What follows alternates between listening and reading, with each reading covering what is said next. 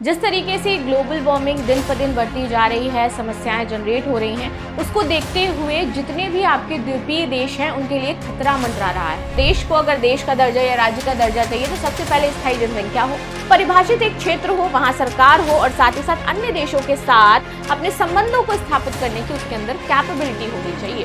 Tuvalu दुनिया का पहला ऐसा देश है जो आपका जलवायु परिवर्तन की वजह से समाप्त हो गया है।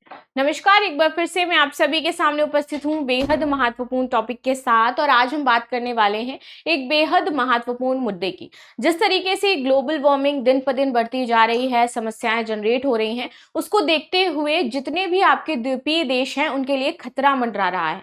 ये सभी आपके गायब होने वाले हैं। तुवालू का नाम आपने सुना होगा। तुवालू दुनिया का पहला ऐसा देश है जो आपका जलवायु परिवर्तन की वजह से समाप्त हो गया है। तुवालू के सभी सिटीजन्स को ऑस्ट्रेलिया ट्रांसफर करना पड़ा और तुवालू द्वीप आपका पूरी तरीके से डूब चुका। अब यहाँ पर आपकी इसी कैटेगरी में आप सभी का चहेता मालदीव आ जाता है, और मालदीव जैसे ऐसे बहुत सारे देश हैं जो ग्लोबल वार्मिंग की वजह से खत्म हो जाएंगे। तो चलिए इसी के बारे में बातचीत कर लेते हैं भाई कि क्यों ये इंपॉर्टेंट हो जाते हैं और क्यों ये आपके खत्म हो जाएंगे, इस तरीके की चर्चा की जा रही है। तो समंदर में डूबते देश, सिर्फ सीमाएं मिटेंगी या पहचान भी जाएगी, क्या कहता है इंटरनेशनल कानून, अब इसके बारे में बात करेंगे। तो देखिए, अगर मान लीजिए कोई देश जिसकी सीमा बनी हुई है, जैसे मालदीव है, मालदीव की सीमा है ना, अपनी देश है वो, अगर वो समुद्र में डूब जाता है तो क्या उसके बाद भी उसके सिटीजन्स का वीजा वर्क करेगा? उसके सिटीजन मालदीव के ही रहेंगे? उसकी सीमाएं रहेंगी? क्या उसके नागरिकों को यहाँ पर मान्यता दी जाएगी? क्या इंटरनेशनली यूएन में मालदीव देश रहेगा या फिर वो वहां से भी खत्म हो जाएगा? सो देश क्या है? एक भावना है। मैं अगर आपसे कोई कहे कि भारत क्या है, ठीक है, तो आप कहोगे ना कि हम भारतीय, तो ये आपकी एक भावना है ना। भले ही भारत रहे ना रहे, लेकिन ये आपकी भावना आपके अंदर रहेगी ना कि हम भारतीय हैं। हम चाहे कहीं भी चले जाएं इंटरनेशनली, हम भारतीय ही रहेंगे। तो वैसे ही यहाँ पर ये कहा जा रहा है कि भैया भले ही चाहे देश की सीमाएं डूब जाएं, लेकिन देश खत्म होने के बावजूद भी वो देश रहेगा, उसके नागरिक रहेंगे, उनको इंटरनेशनली मान्यता मिलेगी। तो चलिए इसी के बारे में बातचीत कर लेते हैं थोड़ा सा। समंदर में डूबते देशों की स्थिति एक गंभीर मुद्दा बनी हुई है। खासकर जलवायु परिवर्तन के कारण समुद्र स्तर बढ़ने से प्रभावित छोटे द्वीपीय राष्ट्रों जैसे कि तुवालू, किरिबाती, मालदीव और मार्शल द्वीपों के लिए इंपॉर्टेंट हो जाता है। अंतरराष्ट्रीय कानून आखिर इस पर क्या कहता है, आज हम इस पर चर्चा करेंगे। मुख्य रूप से मोंटेवीडियो संधि 1993 के अनुसार राज्य की परिभाषा में जनसंख्या, क्षेत्र, सरकार और अंतरराष्ट्रीय संबंधों की क्षमता शामिल होती है। देखो, कोई भी देश एक देश कैसे माना जाता है या कैसे बनता है, उसके लिए चार सबसे इंपॉर्टेंट चीजें क्या हो जाती हैं, वो आपकी इस मोंटेवीडियो संधि में बताई गए। और ये मोंटेवीडियो संधि एक देश को मान्यता देता है। इसके लिए चाहिए जनसंख्या, क्षेत्र, ठीक है, दूसरा, तीसरा यहाँ पे सरकार होनी चाहिए, चौथा होना चाहिए इसके अंतरराष्ट्रीय संबंध स्थापित करने की इसके अंदर क्षमता हो, तब जाकर के उस देश को मान्यता मिलेगी। लेकिन हाल के विकासों ने दिखाया है कि जल स्तर बढ़ने से राज्य की स्थिति स्वतः समाप्त नहीं होती। अगर जल स्तर बढ़ जाता है, कोई डूब जाता है, देश खत्म हो जाता है, द्वारिका चली गई, द्वारिका खत्म हो गई, हम लोग देखते हैं ना कि वो पानी में डूब गई थी, अभी भी कहीं ना कहीं उसके अवशेष हमें देखने को मिलते हैं, लेकिन द्वारिका थी तो नाम तो अभी भी हम जानते हैं, तो वैसे ही होगा। आगे आ जाते हैं, राज्य की स्थिति का क्या होगा इसको समझते हैं। तो देखो, अंतरराष्ट्रीय कानून में राज्य की निरंतरता का सिद्धांत तो मजबूत है। आईएलसी की 2025 की अंतिम रिपोर्ट में कहा गया कि जलवायु परिवर्तन से संबंधित समुद्र स्तर बढ़ने के कारण राज्य की स्थिति समाप्त नहीं होती है, भले ही भूमि डूब क्यों ना जाए। तो ये सबसे इंपॉर्टेंट चीज उसमें मेंशन की गई है कि भले ही भूमि डूब जाएगी लेकिन वो देश रहेगा। ये राज्य के अस्तित्व के संरक्षण के अधिकार पर आधारित होता है। आईसीजे की जुलाई 2025 की सलाहकारी राय जलवायु परिवर्तन के दायित्व पर जोर दिया गया है, जिसमें छोटे द्वीपों की अस्तित्व की धमकी को मान्यता दी गई है कि भैया छोटे देश भी हैं, उनका अस्तित्व भी है, आप उसको इस तरीके से नकार नहीं सकते हो। आगे आते हैं, लेकिन राज्य की स्थिति को समाप्त करने का इसमें कोई प्रावधान नहीं हो जाता है। ये राय राज्य अभ्यास के बदलाव को स्वीकार कर सकती है, बस कि हाँ भैया थोड़ा बहुत चेंजमेंट हुआ है, वहां पर सीमाओं में हम चेंजमेंट मांग सकते हैं, लेकिन हम ये नहीं कह सकते हैं कि भाई वो देश खत्म हो जाएगा। उदाहरण, असफल राज्य जैसे कि सोमालिया में प्रभावी सरकार ना होने पर भी उसकी राज्य की स्थिति बनी हुई है ना।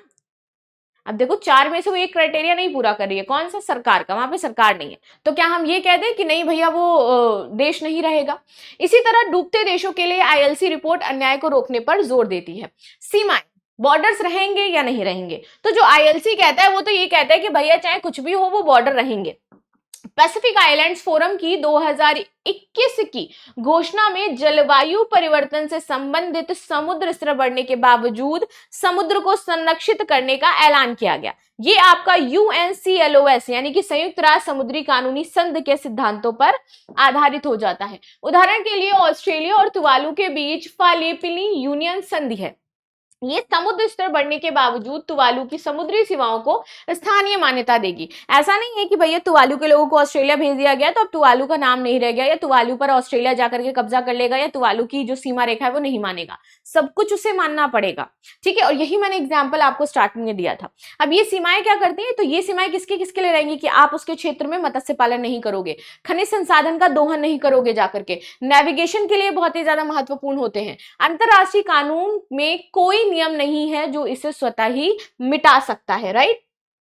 पहचान क्या होती है? देखो, राज्य की स्थिति बनी रहने से राष्ट्रीय पहचान, नागरिकता, संयुक्त राष्ट्र सदस्यता और संप्रभुता संरक्षित रहती है। ये सबसे इंपॉर्टेंट चीज होती है इस सेगमेंट में। आईएलसी और आईसीजे के अनुसार समुद्र स्तर बढ़ने से लोगों की इच्छा और आत्मनिर्णय का अधिकार प्रभावित नहीं होता है। जैसे मैंने क्या बोला, भले ही मेरा देश रहे ना रहे लेकिन मैं भारतीय हूं। मैं प्राउड के साथ कहती हूँ कि आई एम इंडियन। मैं प्राउड के साथ कहती हूँ कि मुझे भारतीय कहलाना पसंद है। तो मेरा देश हो ना हो डजंट मैटर, मैं तो हूं ना। कोई भी इंसान फॉरेन जाता है तो क्या अपने देश को लेकर के जाता है क्या साथ में? नहीं होता है। लेकिन वो पर्टिकुलर एक व्यक्ति किसके नाम से जाना जाता है? भारतीय नागरिक के नाम से जाना जाता है, राइट। वहां पर उसकी आइडेंटिटी क्या होती है? भारतीय के नाम पे होती है, बाद में उसका नाम आता है। पैराज्य स्थित आइसलैंड फोरम और छोटे द्वीपीय राज्य की घोषणा में कहा गया है कि समुद्र राष्ट्र या लोगों को मिटा नहीं सकता। पहचान उनके लोगों से उनकी जुड़ी हुई होती है, समुद्र से नहीं है। तुवालू जैसे देश अपनी संस्कृति और सरकार को अब डिजिटलाइज कर रहे हैं। वो एक डिजिटल राष्ट्र बन जाएंगे अब, ठीक है। जो आपके फोन पे रहेंगे, डिजिटल हो गए हैं अब वो पूरी तरीके से, ठीक है, ताकि वो अपने विस्थापन के बाद भी अपनी पहचान को रख सके। हालांकि ये सभी तत्व गायब हो जाएं तो कुछ कानून अनिश्चितता रह सकती है, लेकिन वर्तमान रुझान तो इसको क्या कहते हैं कि हम इसको संरक्षित करेंगे।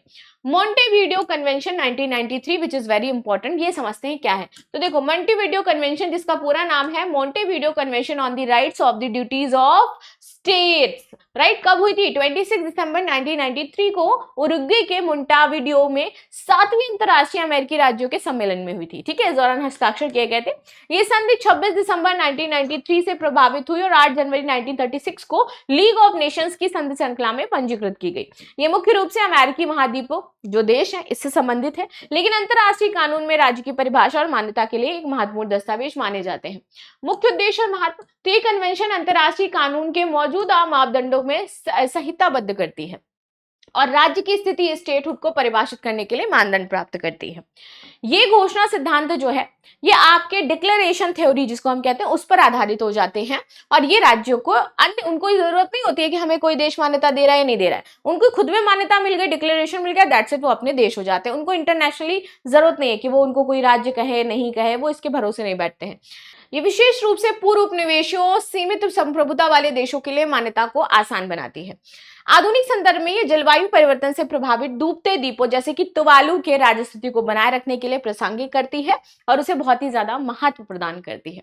राज्य की परिभाषा क्या होती है? तो मैंने आपको बताया कि किसी भी देश को अगर देश का दर्जा या राज्य का दर्जा चाहिए तो सबसे पहले स्थायी जनसंख्या हो, परिभाषित एक क्षेत्र हो, वहां सरकार हो और साथ ही साथ अन्य देशों के साथ अपने संबंधों को स्थापित करने की उसके अंदर कैपेबिलिटी होनी चाहिए। आगे आ जाते हैं, राज्य मान्यता से संबंधित प्रमुख अनुच्छेद क्या है? तो केंद्र में अनुच्छेद 3 है कि राज्य का राजनीतिक अस्तित्व अन्य राज्यों की मान्यता से स्वतंत्र है। इससे पहले भी राज्य अंतरराष्ट्रीय कानून के तहत अपने अधिकारों का उपयोग कर सकता है या घोषणात्मक सिद्धांत का समर्थन करता है जो रचनात्मक सिद्धांत से अलग है, जहां मान्यता आवश्यक होती है। अनुच्छेद 11, सैन्य बल का उपयोग करके संप्रभुता प्राप्त करने पर प्रतिबंध यहाँ पर लगाया जाता है। किसी भी क्षेत्रीय लाभ या फिर जबरदस्ती से प्राप्त लाभ को मान्यता नहीं दी जानी चाहिए, चाहे वो हथियार हो, धमकीपूर्ण कूटनीति हो या फिर अन्य जबरदस्ती के माध्यम से की गई चीज हो। मुख्य अनुच्छेदों के सारांश 1, 3 और 11। बल के प्रयोग से क्षेत्रीय लाभ को मान्यता पर प्रतिबंध है। राज्य का अस्तित्व मान्यता से संबंधित है। राज्य की 4 प्रमुख विशेषताएं हैं: जनसंख्या, क्षेत्र, सरकार और अंतर्राष्ट्रीय संबंध। कन्वेंशन में आपके कुल 16 अनुच्छेद हो जाते हैं जिनको ये कवर करती है। हस्ताक्षरकर्ता में इसमें बहुत सारे आपके देश हो जाते हैं जिन्होंने हस्ताक्षर कर रखा है, और सभी आपके मोस्टली द्वीपीय देश इसमें शामिल है, प्लस इसमें यूएस भी हो जाता है। तो ये थी न्यूज जो हमने डिस्कस करी। बाकी आप सभी की इस बिंदु पर क्या राय हो जाती है मुझे जरूर बताइएगा। मिलते हैं नेक्स्ट क्लास में, तब तक के लिए धन्यवाद। लाइक शेयर सब्सक्राइब करना बिल्कुल भी ना भूलें, and thank you so much.